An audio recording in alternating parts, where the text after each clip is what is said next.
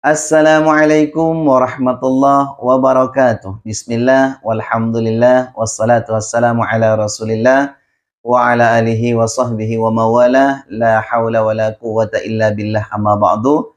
Bapak Ibu, para ikhwatal iman, para dhuyufullah, para dhuyufur rahman, para calon tamu-tamu Allah, para calon tamu-tamu baginda Rasulullah Muhammad sallallahu alaihi wasallam, baik jemaah umroh ataupun para calon jemaah haji yang insyaallah akan selalu dan selalu dicintai dan dimuliakan oleh Allah Subhanahu wa taala. Amin amin amin ya mujibas sailin. Para ikhwatal iman, tidak sedikit di antara teman-teman netizen kemarin itu banyak yang bertanya mengenai masalah umroh backpacker. Nah, bahkan bukan hanya di kolom komentar atau di beberapa sosial media yang lain ya, seperti Facebook saya, Instagram saya, ada yang WA langsung ke saya kemarin itu Bapak Ibu. Jadi banyak yang bertanya, Ustadz kalau berangkat umroh dengan sistem backpacker, apakah tidak bahaya? Terus saya leluconin sekalian ya, gak bahaya ta? Saya bilang gitu. Dia ketawa ke saya. Jadi insya Allah berbicara masalah umroh ini memang selalu menjadi tema yang menarik buat saya Bapak Ibu, karena tidak sedikit juga di antara masyarakat ya kan, teman-teman kita, saudara-saudara kita, bahkan tetangga-tetangga kita kadang ingin berangkat melakukan ibadah umroh dengan cara mereka masing-masing seperti itu. Baik, insya Allah nanti saya akan sedikit mengupas masalah umroh backpacker ini apa dan bahayanya seperti apa nanti ya, resikonya, karena setiap sesuatu yang mungkin di luar prosedur itu mesti punya resiko seperti itu. Baik, tolong betul-betul diperhatikan. Membahas umroh backpacker ini menurut saya pribadi Bapak Ibu adalah umroh mandiri. Paham ya? Jadi umroh mandiri, umroh tanpa travel. Jadi berangkatnya itu berangkat sendiri. Misalnya satu contoh gini nih, kita punya teman atau saudara mungkin 10 orang. Jadi dia pengurusannya mulai paspornya, kemudian tiketingnya, itu ngurus sendiri. Bahkan nanti pada saat sampai di Mekah dan di Madinah, dia untuk hotelnya itu ngurus sendiri. Makanya dinamakan umroh mandiri atau umroh tanpa travel. Nah, seperti itu. Karena pasca pandemi kemarin, setelah saya perhatikan loh ya, itu di beberapa sosial media. Satu contoh seperti di Facebook, kemudian di di YouTube, kemudian TikTok, Instagram dan sosial media yang lain. Ini memang banyak yang menawarkan Bapak Ibu. Banyak yang menawarkan dengan dengan harga paket yang sangat-sangat murah menurut saya. Coba bayangkan Bapak Ibu. 17 juta. Nah, 17 juta bisa sampai kedua tanah suci Mekah Madinah. Itu yang diiming-imingkan gitu loh ya oleh pengurusnya. Karena biasanya kalau untuk seperti ini mestilah ya, nggak menutup kemungkinan mesti ada yang memberikan jalan, ibaratnya seperti itu. Udahlah antum nggak usah ikut travel si A, si B, Z dan lain sebagainya. Antum kalau mau hemat, nah gitu kan, antum proses sendiri, nanti jalannya saya yang tahu. Nah, mesti ini ada yang menyampaikan seperti itu. Nah, jadi ini memang kemarin ya pasca pandemi ini banyak yang menawarkan masalah paket umroh backpacker yang harganya itu 17 juta rupiah. Bahkan tidak sedikit loh Bapak Ibu yang menghubungi saya, yang nge-WA saya langsung. Saya juga heran, dapat dari mana ini, saya bilang ya nomor saya. Ustadz, Assalamualaikum, Waalaikumsalam. Pokoknya bla bla bla bla banyak ya kan ngobrol sama saya, yang endingnya itu, antum kan udah berpengalaman nih Ustadz. Kalau antum punya jemaah 10 orang atau 15 orang, udahlah antum berangkat pakai umroh mandiri aja, ibaratnya umroh backpacker. Nah, saya pura-pura nanya, apa nggak bahaya? Saya bilang gitu kan. Padahal saya udah paham umroh backpacker ini apa gitu kan, umroh mandiri.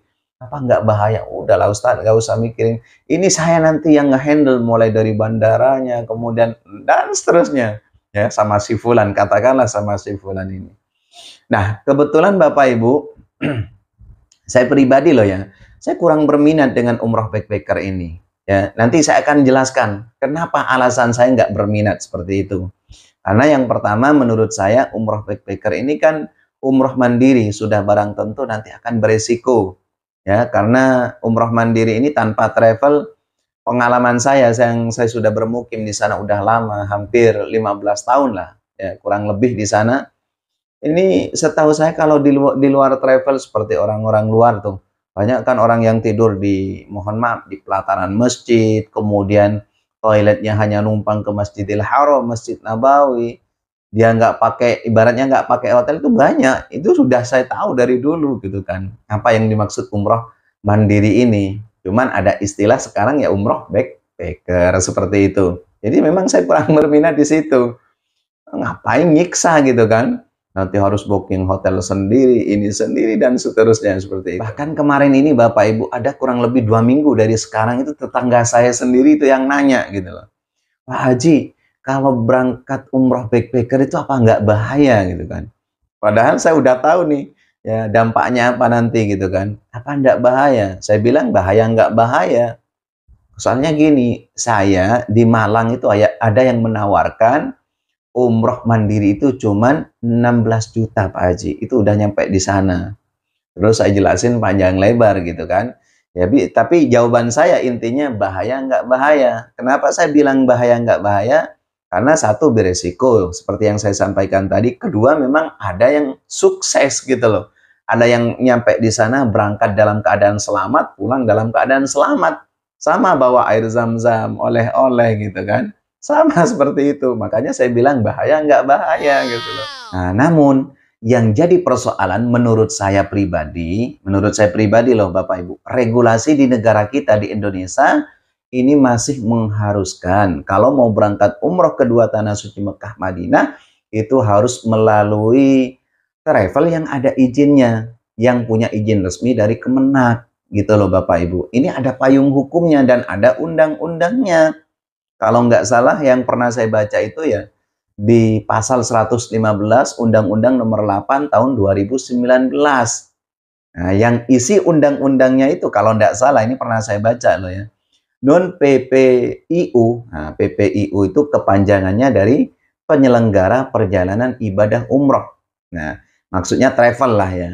Kalau ada travel, gampangnya gini, kalau ada travel yang tidak punya izin, kemudian coba-coba memberangkatkan jemaah, kemudian ketahuan nih oleh ke aparat yang berwenang di situ, maka dia akan dikenakan denda sekitar 6 miliar rupiah dan hukuman sekitar 6 tahun. Sehingga seperti apa yang saya sampaikan tadi, bahaya enggak bahaya. Ya, bahayanya ya seperti ini karena kita berangkat mandiri. Sehingga kalau ada apa-apa di perjalanan, di Arab Saudi dan lain sebagainya, kita itu nggak bakalan mendapat perlindungan. Ibaratnya seperti itu Bapak Ibu.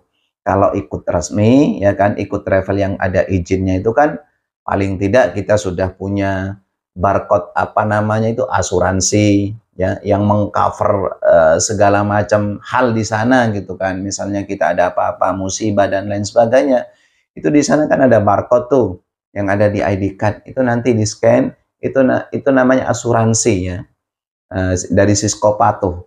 Jadi dia nanti setelah di scan dia akan mengcover pembiayaan segala macam seperti itu. Nah, kalau berangkat mandiri ini yaitu tadi untung-untungan Bapak Ibu ya. Bahaya nggak bahaya? Bahayanya ya di sini karena nggak ada izinnya dari Kemenak gitu loh. Nah, ini yang saya sampaikan. Nggak bahayanya memang ada yang berangkat tapi sukses, nah gitu loh. Berangkat selamat, pulangnya dalam keadaan selamat seperti itu. Nah, saya rasa paham sampai di sini ya Bapak Ibu. Jadi sekedar saran dan masukan dari saya pribadi, kalau mau berangkat umroh kedua tanah suci Mekah Madinah, mendingan, nah ini mendingan loh ya, ikut travel yang ada izin resminya dari Kemenak. Karena kalau udah travel yang punya izin resmi, ya kan, seperti tadi yang saya sampaikan, PPIU, nah, penyelenggara perjalanan ibadah umroh, itu kan nggak gampang, nggak mudah gitu loh Bapak Ibu. Jadi travel itu mendapatkan izin itu harus memenuhi persyaratan, memenuhi prosedur, dan segala macam untuk memenuhi standarisasi, ibaratnya seperti itu. Yang sudah, kalau udah punya izin dari Kemenak berarti dia layak memberangkatkan jemaah umroh. Artinya nggak mudah, nggak gampang mendapatkan izin umroh ini ya. Jadi harus ada legalitas, ibaratnya seperti itu. Ini yang perlu saya sampaikan. Jadi sekali lagi, terkait dengan umrah backpacker ini kalau bisa, ya kan? Karena kalau umrah backpacker ini menurut saya, Bapak Ibu, satu, walaupun harganya murah, misalkan 17 juta, itu nanti mesti nih akan ada dikenakan biaya tambahan, air potek, dan lain sebagainya. Belum lagi nanti, misalnya kalau kita nggak ada link di sana, nggak tahu kalau udah ada link ya, hotelnya bisa, kalau beli sendiri kadang nawarnya kena mahal dan segala macam, seperti itu ya. Sehingga melalui konten ini, kalau bisa jangan berangkat umroh mandiri. Ya, karena satu nih, ini saya sampaikan nih. Satu, resikonya yang tadi, kalau ada apa-apa kita nggak akan mendapat perlindungan. Kedua, kalau ikut travel yang ada izinnya itu kan, satu, mesti kita ada pembekalan manasik, ya kan? Kemudian kita akan dipandu, dibimbing. Nah, ini seperti itu Bapak Ibu. Malahan ada sih travel itu yang kadang manasiknya sampai 2 kali, gitu kan? Pertemuan awal, kemudian nanti pertemuan yang kedua diberitahukan bahwa apa saja yang membatalkan ihram, bagaimana tata cara melaksanakan sholat sunnah ihram, bagaimana cara melakukan tawaf yang benar sesuai tuntunan Rasulullah, dan masih banyak tata cara atau bimbingan-bimbingan yang lain dari mutawifnya. Ini keuntungannya kalau ikut travel yang berizin. Nah, seperti itu. Kalau umroh backpacker, berangkat sendiri nyelonong aja kan, kita mandi ihramnya seperti apa, walaupun kita mungkin sudah berpengalaman, ya paling tidak kita nggak ada apa yang namanya, nggak ada perlindungan gitu aja ya, nggak ada perlindungan dari pemerintah seperti itu. Nah, seumpama ada pertanyaan nih misalnya ya kan, Ustadz kenapa sih harus ikut travel yang ada izinnya gitu kan? Kan mahal kalau travel yang ada izinnya. Ya udah jelas-jelas mahal tapi aman gitu loh yang saya maksud. Karena gini, biar paham aja ya. Kenapa pemerintah itu menyarankan dan memberikan izin kepada setiap travel yang layak memenuhi standarisasi, ibaratnya seperti itu. Ini salah satunya supaya memberikan perlindungan kepada masyarakat yang ingin berangkat melakukan ibadah umroh kedua tanah suci Mekah Madinah, agar tidak terjadi sesuatu hal yang tidak diinginkan. Satu contoh, gagal berangkat atau mungkin tipu-tipu dan lain sebagainya. Tahu sendiri kan Bapak Ibu, kasus-kasus yang kemarin mungkin tahulah ya, pernah mendengar, bahkan ada tetangga saya itu yang kena imbasnya, ibaratnya menjadi salah satu korbannya ya. Dia udah apa namanya, udah bayar. Ini nggak tahu kasus ini udah lama sih kasusnya ya, sebelum pandemi, tapi mungkin dengar semua travel apa itu. Jadi ketika udah bayar ya kan, dengan harga paket murah, kemudian dia diberangkatkan, awal-awal diberangkatkan, sampai di pertengahan udah sedikit mandek tuh, ya kan. Kemudian yang paling belakang ini jadi korbannya, padahal dia nggak punya izin, PPIU tadi, ya, dari Kemenak nggak ada, gitu loh Bapak Ibu, nggak ada izin resminya. Makanya, waduh, sangat membahayakan. Ya kan banyak tuh di bandara, di bandara-bandara kan banyak yang terlantar, ada yang ditinggal, yang tadinya diantar cuman sampai bandara, ada paspor, kemudian pengurusnya pergi gitu aja, ditelepon-telepon nggak diangkat. Nah, aduh, bahayalah, nggak usah ya. Jadi sekedar saran dan masukan dari saya, sebaiknya kalau mau berangkat umroh, umroh saja ikut travel yang ada izinnya. Nah, seperti itu. Sehingga sebagaimana yang kita ketahui, Kemenak itu mengeluarkan 5 pasti umroh. 5 ini apa saja? Ini pernah saya bahas dulu ya di konten saya sebelumnya. Pertama nih, pastikan, nah kan 5 pasti umroh. Pastikan, satu, pastikan travelnya berizin. Dua, pastikan visanya. Ketiga, pastikan hotelnya. Pastikan penerbangannya, pastikan jadwalnya. Kalau ini udah diterapkan 5 pasti umroh ini, insya Allah aman. Coba deh cari tahu di websitenya Kemenak, ya kan. 5 pasti umroh, itu tadi. Pastikan travelnya berizin. Yang kedua, pastikan visanya, pastikan hotelnya, pastikan penerbangannya, dan pastikan jadwalnya. Karena tidak sedikit, kadang udah ada jadwal, tapi belum tentu nih penerbangannya kita pakai penerbangan apa, ya masih teka-teki ibaratnya seperti itu ya. Harap-harap cemas lah ya. Yang penting kita udah mempercayakan satu orang di sana untuk daftar umroh, tapi kita nggak jelas hotelnya nanti di mana, nggak tahu, ya kan? Penerbangannya seperti apa kita nggak tahu, bahkan visanya juga kita nggak paham. Makanya ini tolong harus betul hati-hati Bapak Ibu. Karena sekali lagi yang namanya umroh backpacker ini tidak ada payung hukumnya. Ya namanya juga umroh mandiri. Gimana sih umroh mandiri gitu kan? Jadi tidak ada payung hukumnya. Bahkan kemarin-kemarin itu kan saya pernah juga membaca di websitenya Kemenak itu kan. Dan di sosial media di mana tuh Detikcom apa-apa gitu kan. Itu muncul di beranda saya bahwa Kemenak akan melaporkan umroh backpacker ke Polda Metro Jaya. Waduh, ya, otomatis ini udah bahaya dong sampai dilaporkan seperti itu gitu kan. Makanya sekali lagi kalau bisa berangkat umroh pakai travel yang ada izin resminya dari Kemenak. Saya rasa paham ya, karena kalau travel yang ada izinnya ini udah ada di naungan Kemenak. Nah, seperti itu. Jadi ini yang mungkin bisa saya jelaskan terkait dengan umroh backpacker.